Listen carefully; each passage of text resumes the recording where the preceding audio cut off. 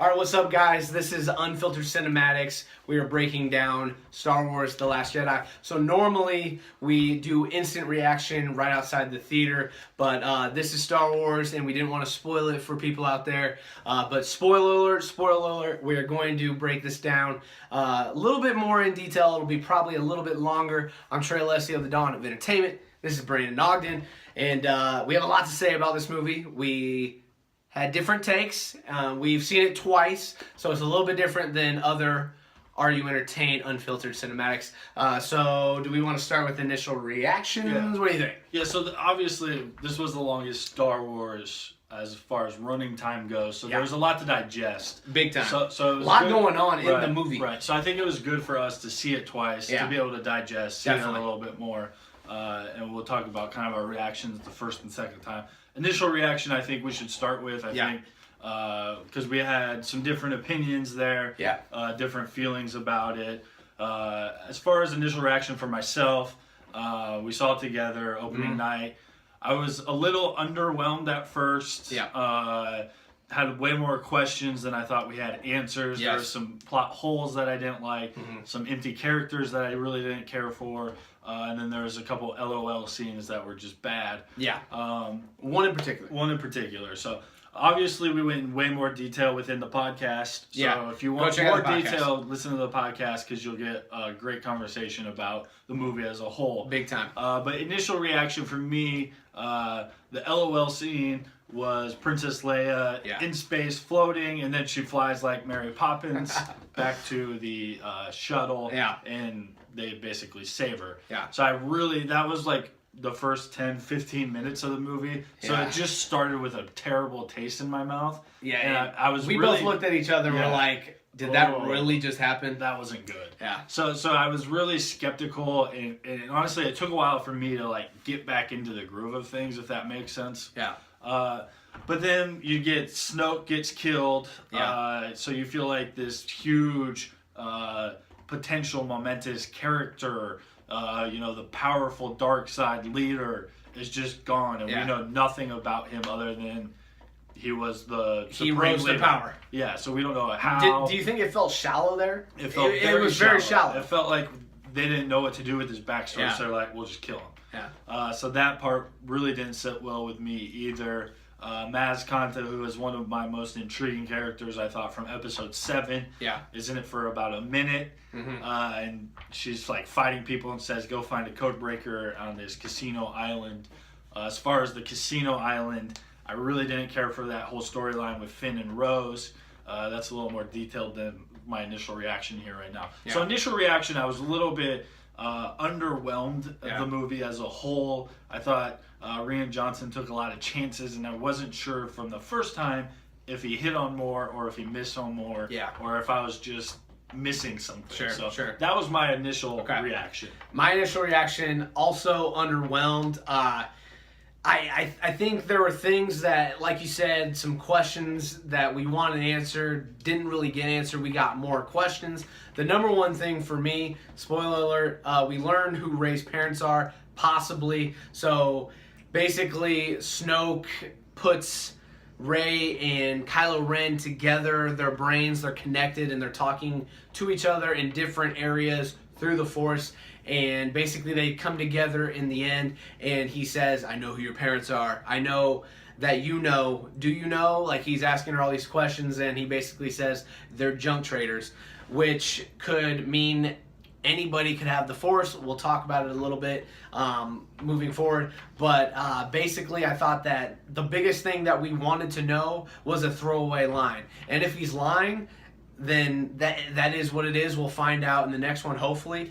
But I just thought the biggest question that we had, we figure out that really it didn't matter. So that was kind of frustrating. Like you said about Snoke, my initial reaction when I first saw it, and we talked about it in greater detail on the podcast, but when I first saw it, Kylo Ren, so basically Rey and Kylo Ren, they touch fingers, and Rey says that she sees Kylo Ren's future, and she feels the conflict in him, and he wants to turn to the light side. And then they meet up. Snoke kind of manipulates both of them, and basically, you said it, Kylo Ren kills Snoke, and then basically he wants to become the leader, but he wants Rey to join him, and it just kind of felt like he killed Snoke, they fought off his guards together as a team. You think he's going to turn to the light side, and then on a whim, he turns to the dark side again. It just felt kind of shallow initially.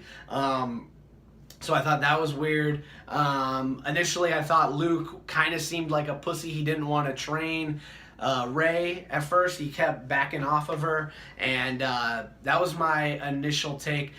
We both were underwhelmed, but I think it's fair to say with the second viewing, we thought it got better. Correct? Yeah, absolutely. After I left the second one, I felt way better about Star Wars as a whole. Yeah. Still had some questions about where they go from here. Yeah. And again, I think we'll talk about that a little bit more here towards the end. But you caught a lot more, I thought, in the second one. Yeah.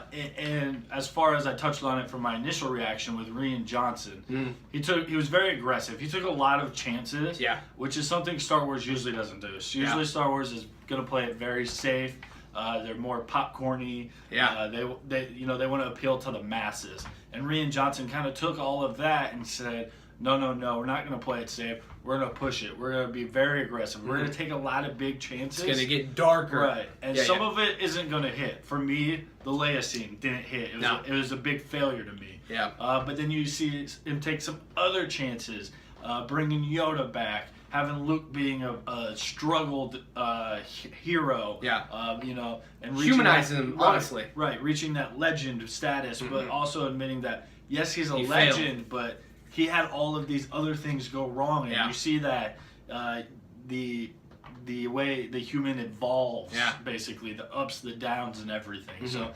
So I thought Rian Johnson took chances. Whether you liked him or liked the movie or not, he took a lot of chances. And I think I respect that as someone that wants to see the Star Wars galaxy expand. Someone wants to see it get a little darker. Someone that wants to see it, be a little bit more aggressive than what it has been. For sure. So I was excited about that leaving after the second viewing. Yeah, I agree with that.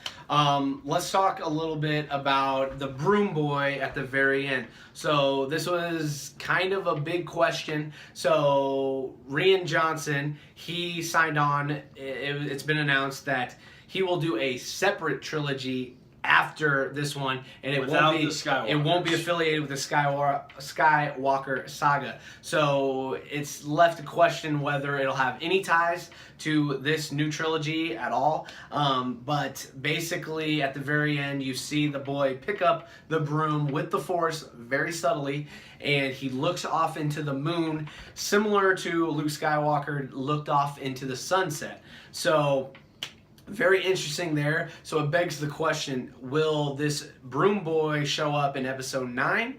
Or is it a foreshadow to this new trilogy? Is he going to be the main character in that one? Right. So I thought that was an interesting concept there. And we had a very good discussion about this on the pod as well. Yes, check out the podcast. Regarding if the Jedi are super special characters where it's a bloodline where only certain powerful beings can be the Jedi, or is it really about the Force and everybody has access to the Force and how they utilize the Force and become one with Spoiler alert, Brandon had a good take on this one. So go look at the podcast. So let's talk about the ending though before we get into rankings and everything. So that epic twist, Luke, he battles Kylo Ren, and basically we learned that through the Force you don't actually have to be there physically to do things, fight, say things.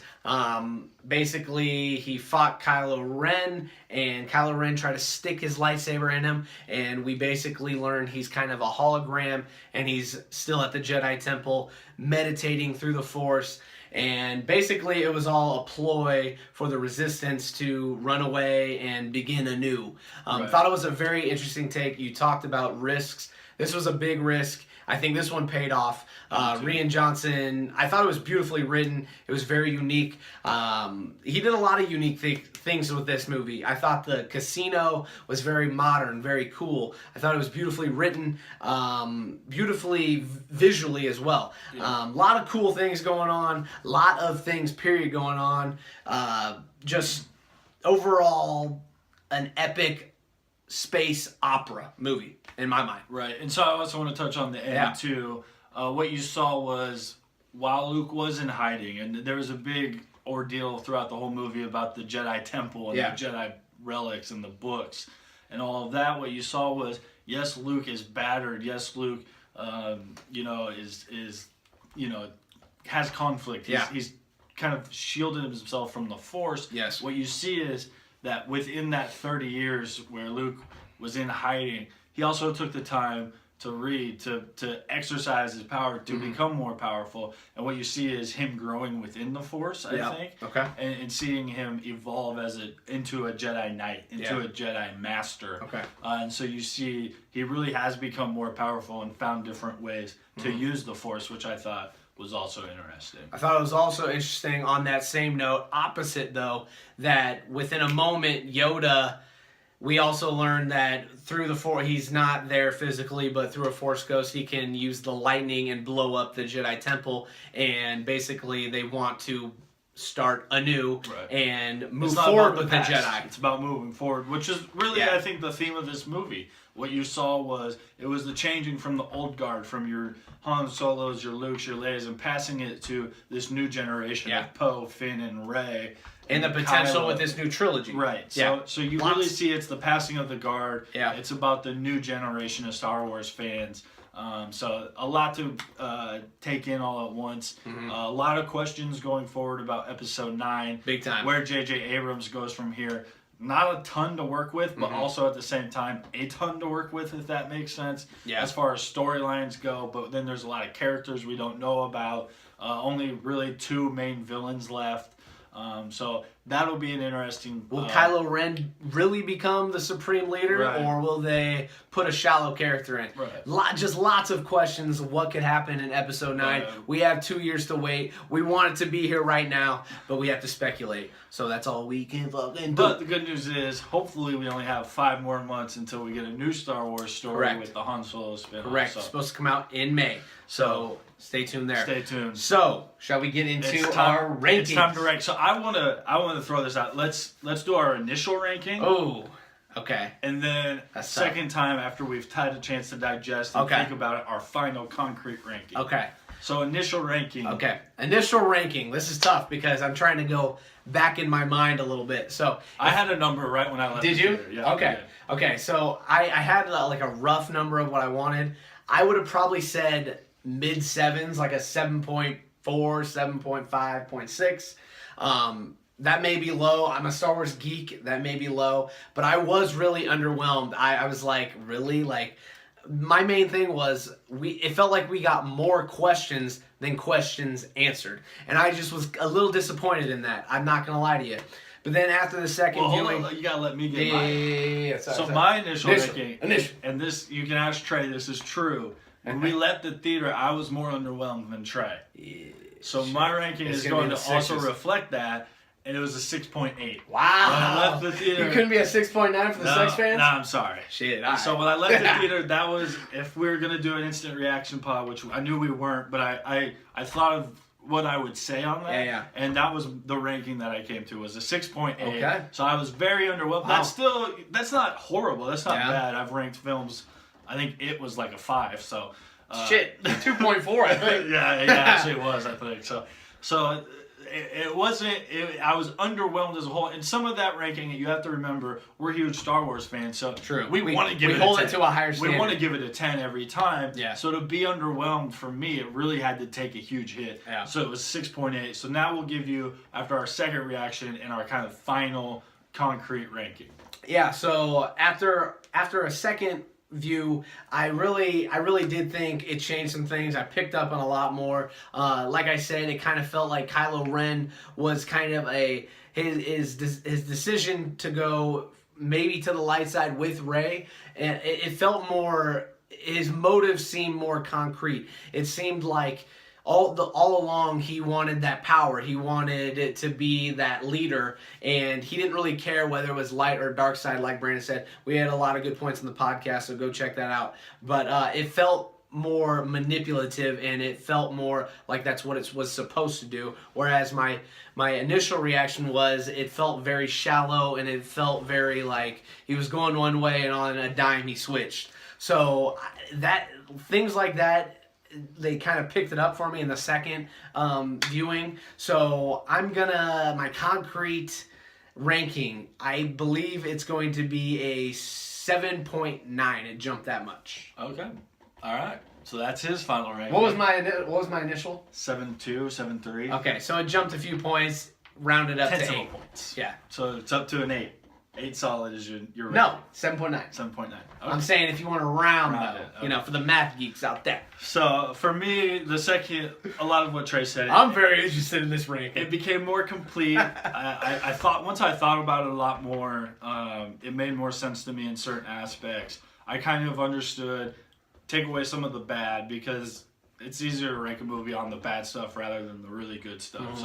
So the second time I viewed it, I thought more clearly about the writing and the acting performance for Mark Hamill was incredible. I thought he was the star of that movie, and the way that he went about things, the way that he was written. So I thought that was brilliant.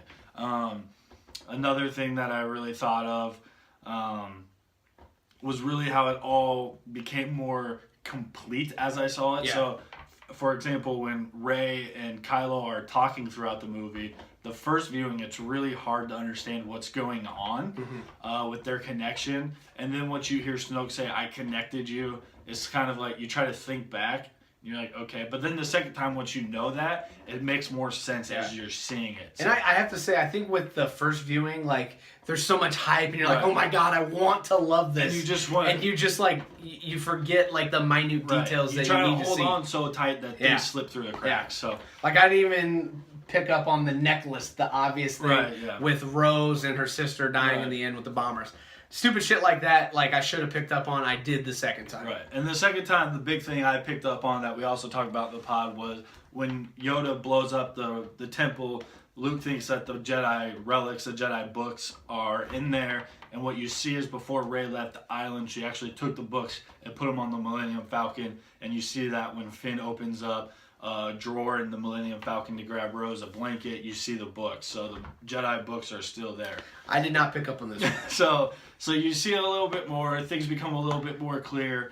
My initial ranking of a 6.8 jumped up to an 8.2 final ranking. So Star Wars came back in a big way. Just had to digest it, had to kind of sit on it. You do have to digest it. Yeah, see a little bit more. Again, it's a long movie. It's 2.5 hours long. The longest Star Wars movie. So you do have to kind of sit back and be able to get past the hype the first time to sit back and just enjoy the second time. So agreed. That's my final ranking. 7.9, 8.2. We have a lot to say. Go check out the podcast because we break it down even further. If you're a Star Wars fan, you will love that podcast. Definitely. This is fun. This is our first Unfiltered Cinematics in the new podcast studio. So we got the poster wall. We're here to stay. 2018 is right around the corner. We want you to be on the bandwagon. So hop on, tell your friends, subscribe to our YouTube channel. Content, baby. We have some big things coming. So please tell your friends and subscribe. And don't forget, our Best of 2017 podcast is coming out very soon. So please subscribe and tell your friends again. Follow us on the social medias, and we will be back for more. Stay safe.